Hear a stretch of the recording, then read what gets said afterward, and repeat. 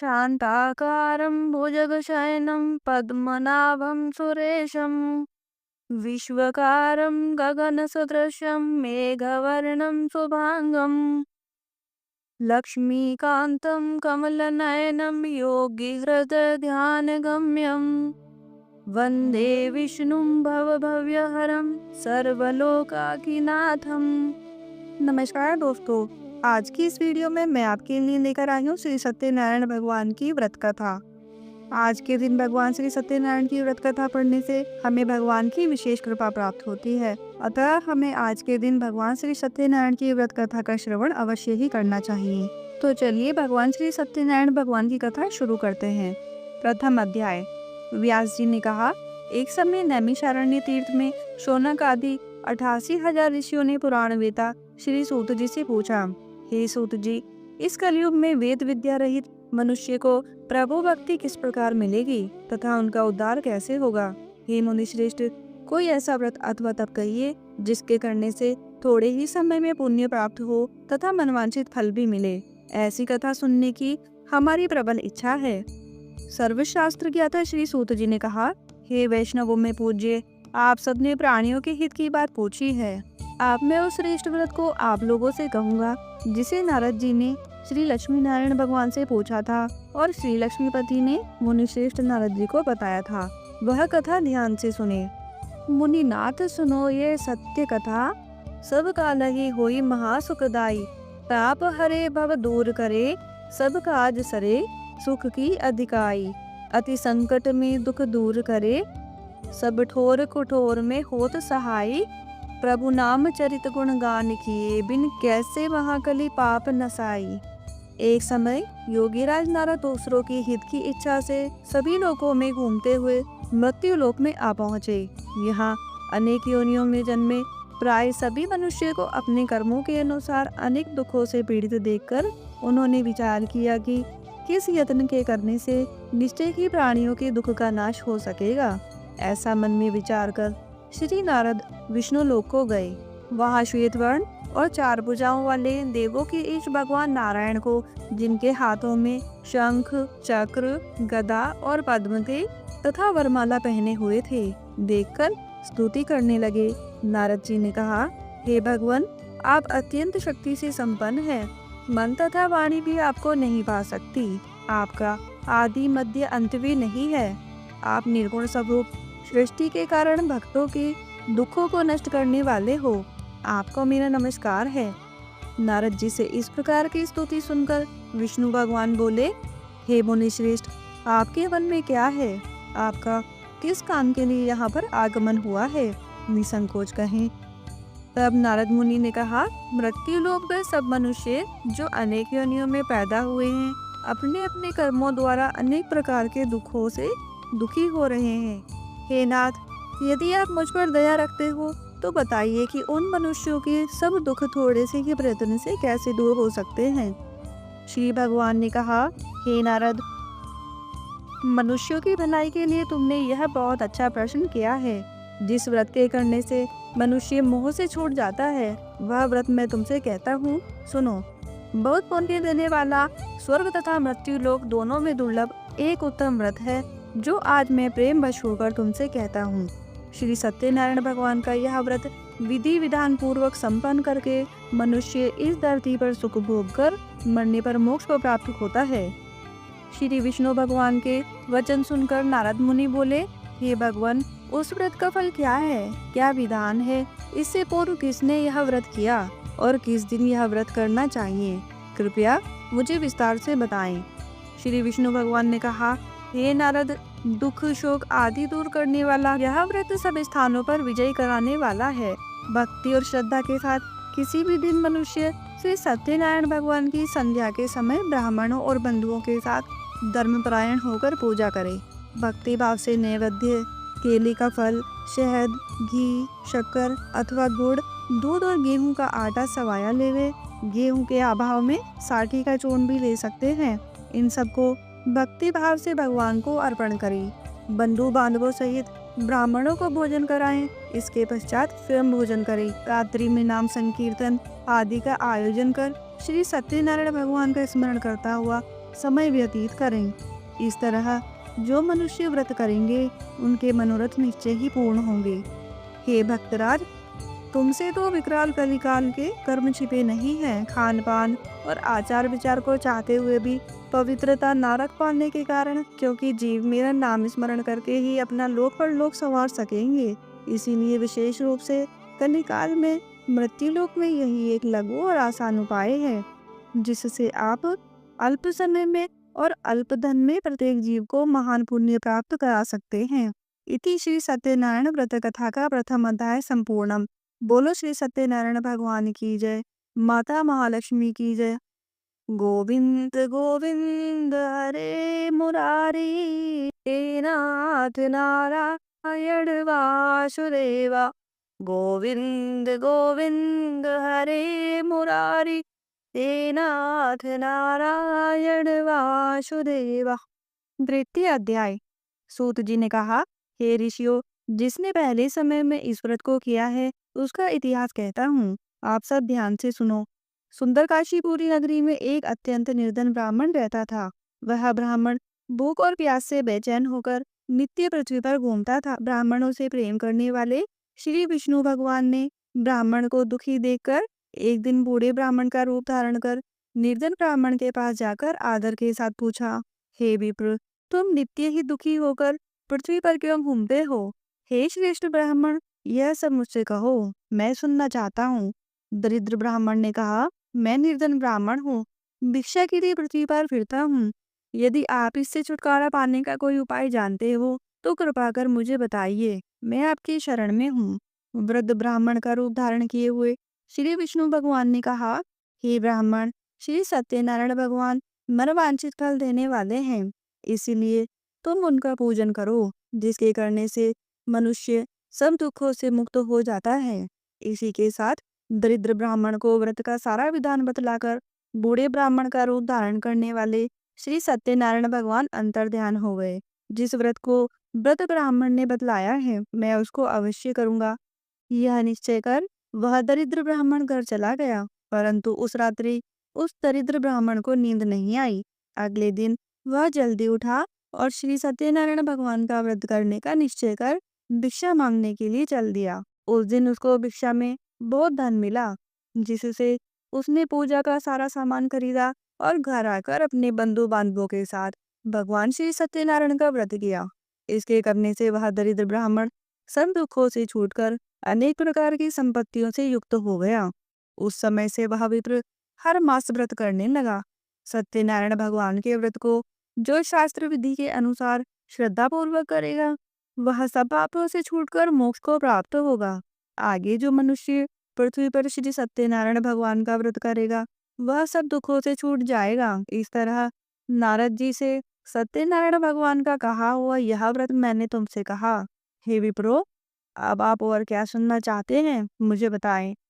ऋषियों ने कहा, हे मुनीश्वर, संसार में इस विप्र से सुनकर किस किस ने इस व्रत को किया, हम सब सुनना चाहते हैं। इसके लिए हमारे मन में श्रद्धा है। श्री सूत जी ने कहा, हे मुनियों, जिस जिस प्राणी ने इस व्रत को किया है उन सब की कथा सुनो। एक समय वह ब्राह्मण धन और ऐश्वर्य के अनुसार बंधु बांधवों के साथ अपने घर पर व्रत कर रहा था। उस समय एक लकड़ी बेचने वाला बूढ़ा व्यक्ति वहां आया। उसने सर पर रखा लकड़ियों का गट्ठर बाहर रख दिया और विप्र के मकान में चला गया। प्यास से दुखी लकड़हारे ने विप्र को व्रत करते देखा। वह प्यास को भूल गया। उसने विप्र को नमस्कार किया और पूछा, हे विप्र, आप यह किसका पूजन कर रहे हैं? इस व्रत को करने से क्या फल मिलता है? कृपा करके मुझे बताएं। ब्राह्मण ने कहा, सब मनोकामनाओं को पूरा करने वाला यह श्री सत्यनारायण भगवान का व्रत है। इनकी ही कृपा से मेरे यहाँ धन धान्य आदि की वृद्धि हुई है। विप्र से इस व्रत के बारे में जानकर वह लकड़हारा बहुत प्रसन्न हुआ। भगवान का चरना बखले और भोजन करने के बाद वह अपने घर को चला गया। अगले दिन लकड़हारे ने अपने मन में संकल्प किया कि आज गांव में लकड़ी बेचने से जो धन मिलेगा उसी से भगवान सत्यनारायण का उत्तम व्रत करूंगा। यह मन में विचार कर वह लकड़हारा लकड़ियों का गट्ठर अपने सर पर रखकर जिस नगर में धनवान लोग रहते थे ऐसे सुंदर नगर में गया। उस दिन उसे उन लकड़ियों का दाम पहले दिनों से चौगुना मिला। तब वह बूढ़ा लकड़हारा अति प्रसन्न हो पके केले, शक्कर, शहद, घी, दूध, दही और गेहूं का चूर्ण इत्यादि श्री सत्यनारायण भगवान के व्रत की सभी सामग्री लेकर अपने घर आ गया। फिर उसने अपने बंधु बांधवों को बुलाकर विधि विधान के साथ भगवान जी का पूजन और व्रत किया। उस व्रत के प्रभाव से वह बूढ़ा लकड़हारा धन पुत्र आदि से युक्त हुआ और संसार के समस्त सुख भोग कर बैकुंठ को चला गया। इति श्री सत्यनारायण व्रत कथा का द्वितीय अध्याय संपूर्णम। बोलो श्री सत्यनारायण भगवान की जय। माता महालक्ष्मी की जय। गोविंद गोविंद हरे मुरारी हे नाथ नारायण वासुदेवा। गोविंद गोविंद हरे मुरारी हे नाथ नारायण वासुदेवा। तृतीय अध्याय। श्री सूत जी ने कहा, हे श्रेष्ठ मुनियों, अब आगे की कथा कहता हूँ। पूर्व काल में उल्कामुख नाम का एक महान बुद्धिमान राजा था। वह सत्यवक्ता और जितेंद्रिय था। प्रतिदिन देव स्थानों पर जाता तथा गरीबों को धन देकर उनका कष्ट दूर करता था। उसकी पत्नी कमल के समान मुख वाली और सती साध्वी थी। भद्रशिला नदी के तट पर उन दोनों ने श्री सत्यनारायण भगवान का व्रत किया। उस समय वहां साधु नामक एक वैश्य आया। उसके पास व्यापार के लिए बहुत सा धन था। वह वैश्य नाव को किनारे पर ठहराकर राजा के पास आया।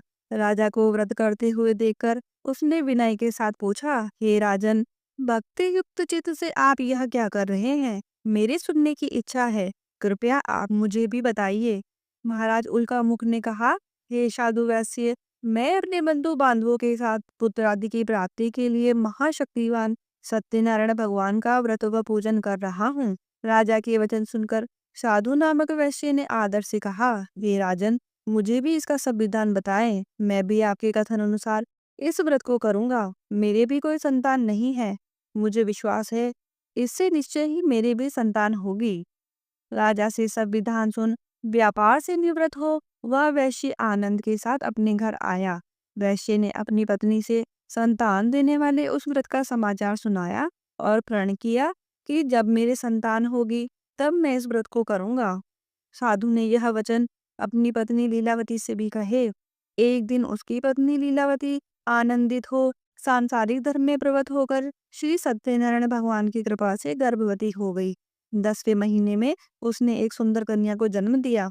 दिनों दिन वह कन्या इस तरह बढ़ने लगी जैसे शुक्ल पक्ष का चंद्रमा बढ़ता है। कन्या का नाम कलावती रखा गया। तब लीलावती ने मीठे शब्दों में अपने पति को स्मरण दिलाया कि आपने जो भगवान का व्रत करने का संकल्प किया था, अब आप उसे पूरा कीजिए। साधु वैश्य ने कहा, हे प्रिय, मैं कन्या के विवाह पर इस व्रत को करूंगा। इस प्रकार अपनी पत्नी को आश्वासन दे वह व्यापार करने चला गया। कलावती पितृगृह में वृद्धि को प्राप्त हो गई। लौटने पर साधु ने जब नगर में सखियों के साथ अपनी पुत्री को खेलते देखा तो दूत को बुलाकर कहा कि उसकी पुत्री के लिए कोई सुयोग्य वर देकर लाओ। साधु नामक वैश्य की आज्ञा पाकर दूत कंचन नगर पहुंचा और खोजकर देखभाल कर वैश्य की लड़की के लिए एक सुयोग्य वणिपुत्र ले आया।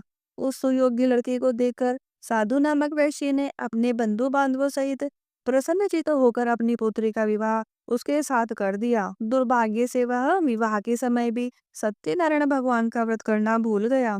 इस पर श्री भगवान क्रोधित हो गए।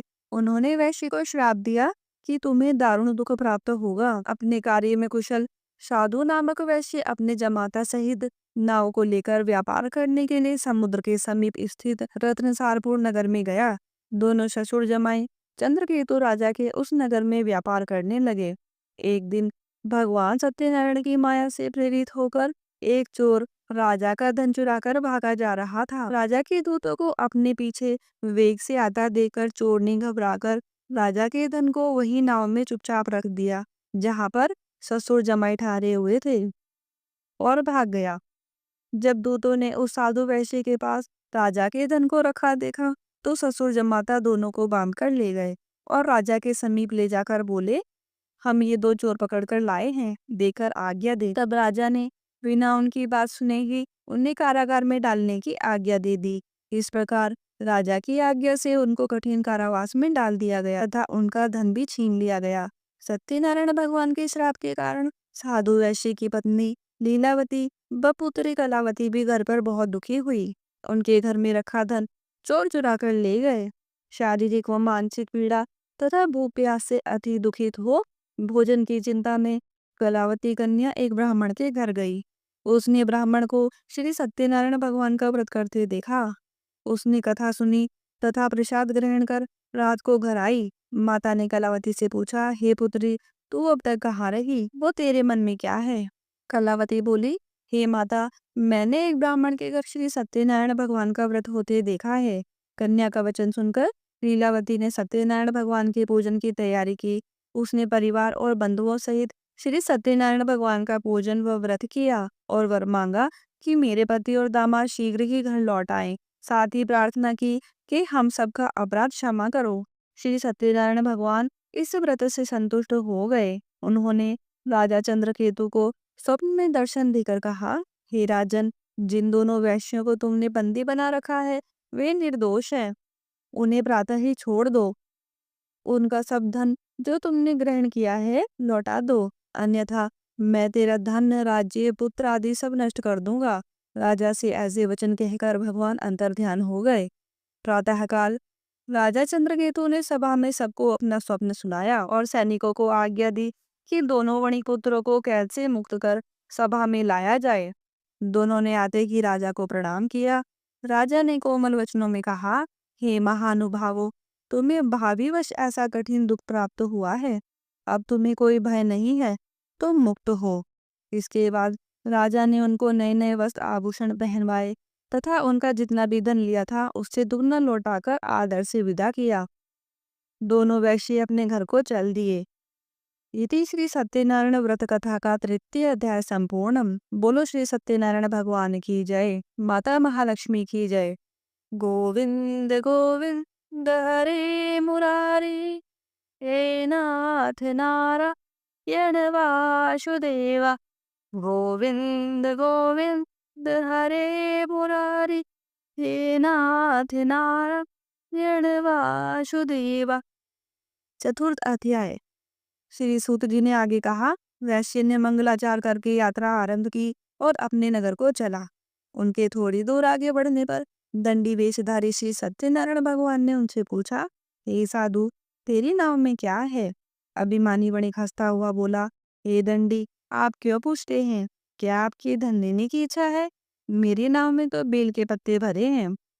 वैश्य का कठोर वचन सुनकर दंडी वेशधारी श्री सत्यनारायण भगवान ने कहा, तुम्हारा वचन सत्य हो। ऐसा कहकर वह वहां से चले गए और कुछ दूर जाकर समुद्र के किनारे बैठ गए।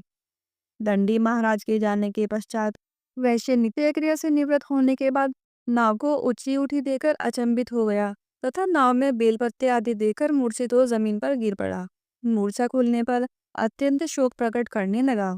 तब उसकी जमाता ने कहा, आप शोक न करें, यह दंडी महाराज का श्राप है, अतः उनकी शरण में ही चलना चाहिए, तभी हमारी मनोकामना पूर्ण होगी। जमाता के वचन सुनकर वह साधु नामक वैश्य साधु महाराज के पास गया और बोला, मैंने जो आपसे असत्य वचन कहे थे उनके लिए मुझे आप क्षमा करें। ऐसा कहकर महान शोकातुर होकर रोने लगा। तब दंडी वेशधारी भगवान बोले, हे वणिपुत्र, मेरी आज्ञा से बार बार तुम्हें दुख प्राप्त हुआ है, तुम मेरी पूजा से विमुख हुआ। साधु नामक वैश्य ने कहा, हे भगवान, आपकी माया से ब्रह्मा आदि देवता भी आपके रूप को नहीं जान पाते, तब मैं अज्ञानी भला कैसे जान सकता हूँ? आप प्रसन्न होइए, मैं अपने सामर्थ्य के अनुसार आपकी पूजा करूंगा। मेरी रक्षा करो और पहले के समान मेरी नौका को धन से परिपूर्ण कर दो। उसके भक्ति युक्त वचन सुनकर श्री सत्यनारायण भगवान प्रसन्न हो गए और उसकी इच्छा अनुसार वर देकर अंतर्ध्यान हो गए। तब श्वशुर व जमाता दोनों ने नाव पर आकर देखा कि नाव धन से परिपूर्ण है। फिर वह भगवान सत्यनारायण का पूजन कर साथियों सहित अपने नगर को चला। जब वह अपने नगर के निकट पहुंचा तब उसने एक दूत को अपने घर भेजा। दूत ने उसके घर जाकर उसकी पत्नी को नमस्कार किया और कहा, आपके पति अपने दामाद सहित इस नगर के समीप आ गए हैं। लीलावती और उसकी कन्या कलावती उस समय भगवान का पूजन कर रही थी। दूत का वचन सुनकर साधु की पत्नी ने बड़े हर्ष के साथ सत्यदेव का पूजन पूर्ण किया और अपनी पुत्री से कहा, मैं अपने पति के दर्शन को जाती हूँ, तू कार्य पूर्ण कर शीघ्र आ जाना। परंतु कलावती पूजन एवं प्रसाद छोड़कर अपने पति के दर्शन के लिए चली गई। प्रसाद की अवज्ञा के कारण सत्यदेव रुष्ट हो गए। उसके पति को नाव के साथ ही पानी में डुबो दिया। कलावती अपने पति को ना देखकर रोती हुई जमीन पर गिर पड़ी। नौका को डूबा हुआ देखकर तथा कन्या को रोती हुई देखकर साधु नामक वैश्य दुखी होकर बोला, हे प्रभु, मुझसे या मेरे परिवार से जो भूल हुई हो उसे आप क्षमा करो। उसके दीन वचन सुनकर सत्यदेव भगवान प्रसन्न हो गए। आकाशवाणी हुई, हे वैश्य, तेरी कन्या मेरे प्रसाद को छोड़कर आई है, इसीलिए इसका पति अदृश्य हुआ है। यदि वह घर जाकर प्रसाद खाकर लौटे तो इसका पति अवश्य ही मिलेगा। आकाशवाणी सुनकर कलावती ने घर पहुंचकर प्रसाद खाया और फिर अपने पति के दर्शन किए। तत्पश्चात साधु वैश्य ने वही बंधु बांधवों सहित सत्यदेव का विधि पूर्वक पूजन किया। वह इस लोक में सुख भोग कर अंत में स्वर्ग लोक को गया। इति श्री सत्यनारायण व्रत कथा का चतुर्थ अध्याय संपूर्णम। बोलो श्री सत्यनारायण भगवान की जय। माता महालक्ष्मी की जय। गोविंद गोविंद हरे मुरारी, हे नाथ नारायण वासुदेवा। गोविंद गोविंद हरे मुरारी, हे नाथ नारायण वासुदेवा। पंचम अध्याय। श्री सूत जी ने आगे कहा, हे ऋषियों, मैं एक और भी कथा कहता हूँ, सुनो। प्रजापालन में लीन तुंगध्वज नाम का एक राजा था। उसने भगवान सत्यदेव का प्रसाद त्याग कर बहुत दुख पाया। एक समय राजा वन में वन्य पशुओं को मारकर बड़ के वृक्ष के नीचे आया। वहां उसने ग्वालों को भक्ति भाव से बंधु बांधवों सहित श्री सत्यनारायण भगवान का व्रत करते देखा। परंतु राजा देखकर भी अभिमानवश ना तो वहां गया और ना ही सत्यदेव भगवान को नमस्कार किया। जब ग्वालों ने भगवान का प्रसाद उसके सामने रखा तो वह प्रसाद त्याग कर अपने नगर को चला गया। नगर में पहुंचकर उसने देखा कि उसका सब कुछ नष्ट हो गया है। वह समझ गया कि यह सब भगवान सत्यदेव ने ही किया है। तब वह उसी स्थान पर वापस आया और ग्वालों के समीप गया और विधि पूर्वक पूजन कर प्रसाद खाया तो सत्यनारायण की कृपा से सब कुछ पहले जैसा ही हो गया और दीर्घकाल तक सुख भोग कर मरने पर स्वर्गलोक को चला गया। जो मनुष्य इस परम दुर्लभ व्रत को करेगा, श्री सत्यनारायण भगवान की कृपा से उसे धन धान्य की प्राप्ति होगी। बंदी बंधन से मुक्त होकर निर्भय हो जाता है। संतानहीनों को संतान प्राप्त होती है तथा सब मनोरथ पूर्ण होकर अंत में वह बैकुंठ धाम को जाता है। जिन्होंने पहले इस व्रत को किया, अब उनके दूसरे जन्म की कथा भी सुनिए। शतानंद नामक वृद्ध ब्राह्मण ने यह व्रत किया, जिसने सुदामा के रूप में जन्म लेकर श्री कृष्ण की भक्ति कर मोक्ष प्राप्त की। उल्का मुख नाम के महाराज इस व्रत के पुण्य से राजा दशरथ बने और श्री रंगनाथ का पूजन कर मृत्यु के बाद बैकुंठ लोक को प्राप्त हुए। साधु नाम के वैश्य ने सत्य प्रतिज्ञ राजा मूर्ध्वज बनकर अपने पुत्र को आरे से चीरकर मोक्ष प्राप्त किया। वह भी इसी व्रत का फल था। इसी तरह महाराज तुंगध्वज स्वयंभू मनु हुए, जिन्होंने बहुत से लोगों को भगवान की भक्ति में लीन कर मोक्ष प्राप्त किया। लक्कड़हारा भील अगले जन्म में गुह नामक निषाद राजा हुआ, जिसने भगवान राम के चरणों की सेवा कर मोक्ष प्राप्त किया। इति श्री सत्यनारायण व्रत कथा का पंचम अध्याय संपूर्णम। बोलो श्री सत्यनारायण भगवान की जय। माता महालक्ष्मी की जय। गोविंद गोविंद हरे मुरारी, हे नाथ नारायण वासुदेवा। गोविंद गोविंद हरे मुरारी, हे नाथ नारायण वासुदेवा। बोलिए श्री हरि विष्णु भगवान की जय। माता महालक्ष्मी की जय।